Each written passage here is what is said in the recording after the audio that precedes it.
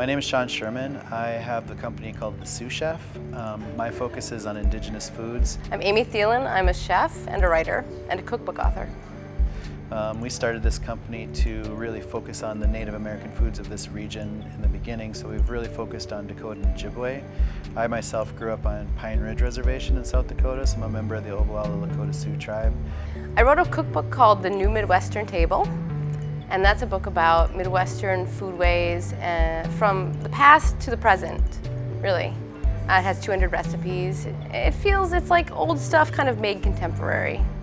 There's so many different styles of traditions depending on which region you're talking about. But we really look at the particular regions, and those food systems in those particular regions carry a lot of their particular traditions with them. Even when I was in New York cooking, I realized that, the roots of fine dining are really rustic like that. Like that's where it comes from. It comes from being close to the land, or it comes from these little small farms that you raise your stuff and you watch it grow, and then you take it when it's ready, and then you don't sit around with it or truck it around or do all this other stuff because you're wasting, you're ruining it, you're letting it all fade away. And so when you get to like really fine cooking and fine dining, it's the same thing. Really, since we are just playing with the food and letting the food be the way it is, we've been kind of dubbing it the unmodernist cuisine, because we're just keeping it really simple and we're letting the food be the way it tastes. So we're not adding a lot of fat or a lot of salt. We're using a lot of natural seasonings. So we use a lot of things from the outdoors. We use wild tubers and we use wild greens and we use foods from the trees. Like we use a lot of cedar and pine and spruce and things like that. We use like just wild flowers, it's a lot. We dry things out.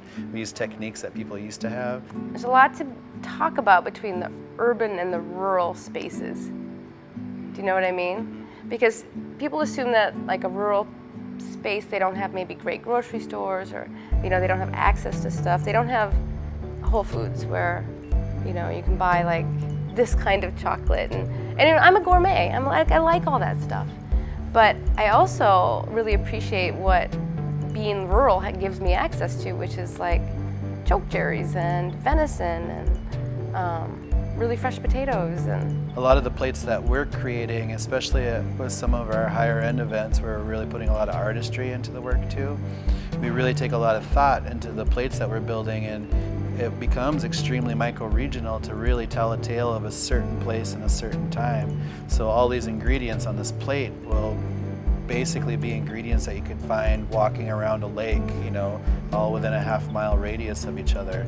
So we might have something like that represents northern Minnesota that would have watercress and blueberry and rosehip and walleye and tamarack and just some simple flavors that really speak. And it's just like a walk through the woods, basically.